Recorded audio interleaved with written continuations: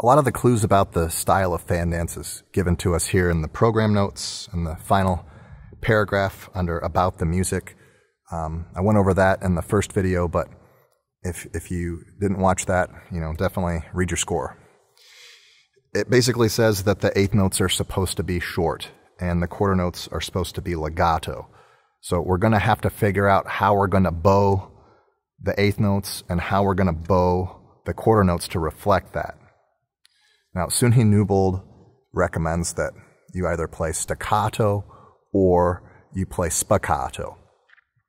Either way is going to work fine, and you're going to have advantages and disadvantages of doing each. Now, I would recommend that you actually play this, for the classification that this was intended for, that you actually play the staccato. But I would discourage you from having your students play on the string, especially to end the notes on the string, and instead use a colle bowing. I like to teach the colle bowing, and I like to teach it early because you can't play a colle bowing without a good bow hold. It gives you the opportunity to work on bow push-ups, and it gives you the opportunity to transfer that technique to some concert music, and I think fan dance is an excellent piece for that. Getting your students to hold their bows right is super important, and playing the eighth notes colle will definitely help you do that. The 16th notes, there's no way you're going to be able to play that colle. I mean, maybe you could, but it's going to be tough, especially for kids.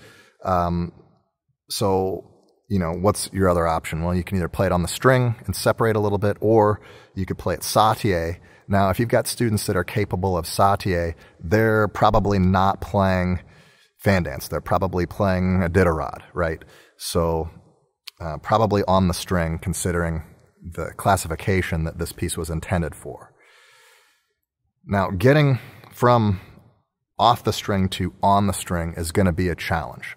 So you need to practice that with them. You need to practice how they're playing the eighth notes off the string and then setting their bow on the string. That's going to be important too, so that you can stabilize the 16th notes, play colle for the next two eighth notes, and then back on the string for the quarter notes. It seems simple, but the amount of steps that go into playing that are many, and each one of them is important. So let's go over those right now. The first 8 eighth notes are off the string, but they begin on the string. So you set your bow on the string, you play your colle bow stroke off the string, reset, colle up, colle down. Okay, that happens 8 times. And then when you go into the 16th notes, you have to reset again, just like you do for all of the other notes. I discourage your students from just trying to collide with the string and just hope that it ends up in the right spot and you don't get an accidental ricochet bowing. I don't prefer that at all, and I think if you do that with your orchestra, you're going to end up with a lot of rushing and a lot of rhythmic problems. So make sure that they set the bow each time. Short notes tend to rush anyway, and we're going to go over that in more detail in the next video when we talk about the pizzicato sections. But we have to be extra careful. You got to give your students something to do so they don't rush, and that means they need to set the bow. So the same thing after these colle eighth notes here, or spiccato. If you want them spiccato, same thing applies. You bounce the second one, and then you got to get back on the string. So in between that eighth note and beat 3, the end of 2 and beat 3, you need to reset the bow so that you're able to play those legato quarter notes. Where do you want to play this in the bow? Probably around the balance point. It's got a little bit more give so that it's easier to set the bow silently and less chance of a ricochet. If you're playing the spiccato and you want it to go a little faster, you might move closer to the frog and experiment with that. But for colle, definitely closer to the balance point, and it will still give you plenty of bow to play those legato quarter notes on the beats 3 and 4 of measure 7. Now the same thing, of course, we've been talking about the first violins, but the same thing is going to apply to your violoncello bass sections in measure 14 and your second violin section in measure 28. Second violins are going to need to, they have a truncated version of this melody, but they're going to need to be able to get back on the string for that whole note B. That's pretty important too. Now, your bass players are not going to play Cole. Okay, you can have them practice the Cole stuff along with the class. It's not going to hurt them. But in context, your bass players are going to play on the string. And I typically have my bass players play on the string for just about everything, unless they're playing like solo music or whatever, but, or something that's been arranged from a cello part or viola part or something, most of the time in orchestral playing and in string ensemble, they're going to be playing on the string because those are big strings and it takes them a while to vibrate, to get them going to activate. And if they're coming off the string, you're going to lose a lot of that bass sound. So I like to have them play on the string almost exclusively. All right, let's talk about the long bows. Now, there's a lot of long bows. Some of them are pretty powerful. Some of them are written softly. So I hope that you're doing long bows in your class anyway. That's a great warm-up. I do them every day with my orchestras, and it really helps with bow control. It really helps establish grip and bowing lane and overall bow motion. If you're doing a little bit of that every day, it's going to pay out big time, especially in something like fan dance.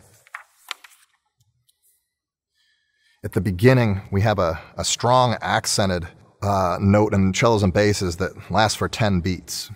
Some students aren't going to be able to last for 10 beats. Now, in my orchestras, we practice doing 12 counts at fortissimo, but that does not generate the sort of tone that we would like to play in public.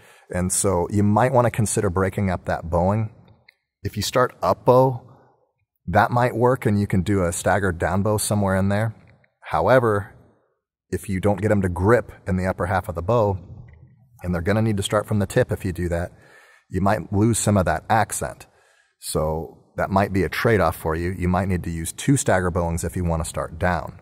But 10 counts is a bit of a ways for some of these kids, so be careful. While I'm talking about this, I also want to point out that this G in the bass part is on the E string, so make sure they're playing 2nd finger and not 4th finger.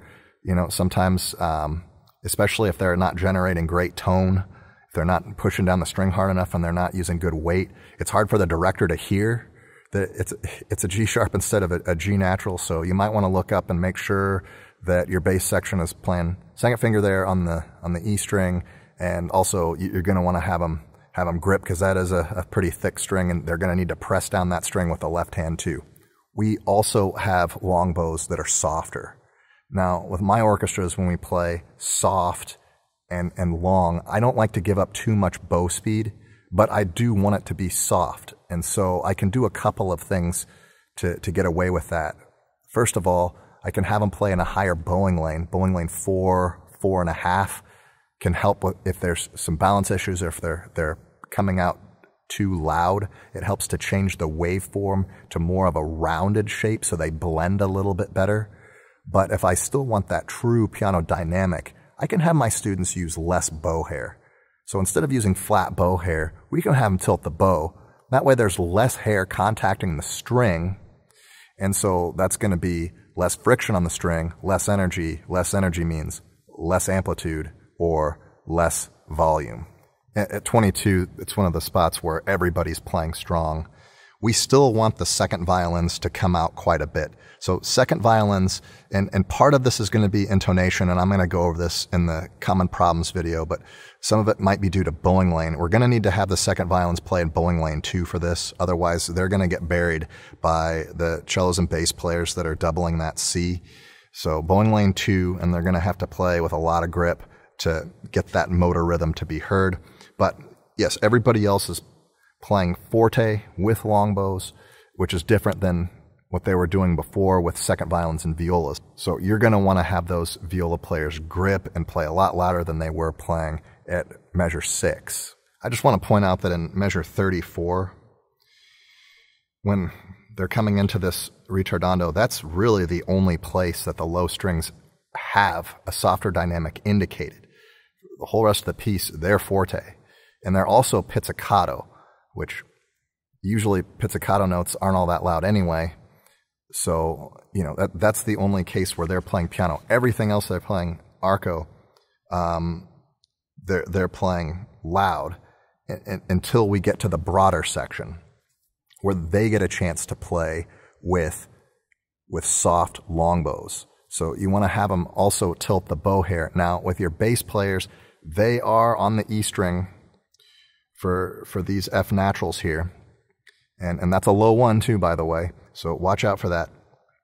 But they might need a little bit more hair and a little bit more grip just to get that note to come out. If you play too light and if you play with too few bow hairs, you might not get these to come out. So you might have to figure out if you want a true piano dynamic or if you want to have tone. And that depends a lot upon, the bows you're using and the quality of the instruments and, how good the kid's technique is too. So you might have to make that decision as a director, but be aware of that. As I talked about earlier, the melodies are usually loud and short, and so that helps keep the piece light. And even with these accents, I just like to give it a little bit of articulation. I don't want it to be too forceful or too in your face. I just want everything to be light and playful as it's indicated for us to do in the program notes. So take those accents with a little grain of salt and don't get quite so heavy on them. Maybe just articulate a little bit more, just give a little bit more grip at the beginning of the note. I want to talk about the maestoso and broader style indicators that we have here. So in the B section, we've got a couple of different indicators. When the material here that's repeated from 40 to 43 comes back in 52 to 55, it's still in the broadly style. It doesn't say this should be maestoso again. You might want to interpret it maestoso again, and I probably would. It is the same tempo. We don't get our tempo change until 56. And remember, we just go up 4 clicks. It's not super fast. It's just 4 clicks faster. So be careful. But from this maestoso section here, what are we going to do differently? Okay, for me, the violas are playing these Gs. They can play these Gs on the C string. If your students are advanced enough, they can play them 4th finger and give them some left-hand accents, make it sound more stately. But we want the character to change a little bit. So you have to figure out, what do I want to do differently to make this piece more maestoso, more majestic? And how am I going to achieve that through the technique? So for me, I like to use more left-hand stuff to achieve that. So some vibrato, and I'll have my students vibrate the pizzicato notes in first and second violins. I'll have the cellos and basses vibrate on their pizzicato notes. But if you get third violins, they can use sympathetic vibrato maybe. But if they don't, that's cool too. But try to do something a little different to explore that maestoso sound. Note lengths I still think should be short on the 8th notes. I don't want to change that up. And speaking of that, in the broader section, same thing. I'm not going to play the 8th notes broader. So what are we going to do here with broader? Are we going to slow down? Is that what we mean by broader? I don't think so. What I want to do is I want to emphasize these half notes a little bit more and have them play in a lower bowing lane to bring these out. I want to indicate that this is important material, even though it's soft. And then this is going to be a lot lighter, but, here in this part again, play broader, just put more emphasis on viola, cello, bass here. We definitely want to make sure that we have full-length quarter notes when we go to arco. Before we were pizzicato, but, in our violas here, we want to make sure that we're bowing all the way to beat 3 and all the way to beat 1. And I should have mentioned that back here at measure 42. Well, measure 40 also, measure 42, but measure 40 also, because, a lot of times we hear the pizzicato on beats 2 and 4, and then students start playing short when they have the arco on beat 2 and 4, and I think those quarter notes should be long. But again, you do you. If you have a different interpretation, I'd like to hear about it and post it in the comments section. I'm just curious if you do something different and what that is. And I think that'd be fun to talk about in the comments. So drop a line if you do something different there, and we'd like to hear from you.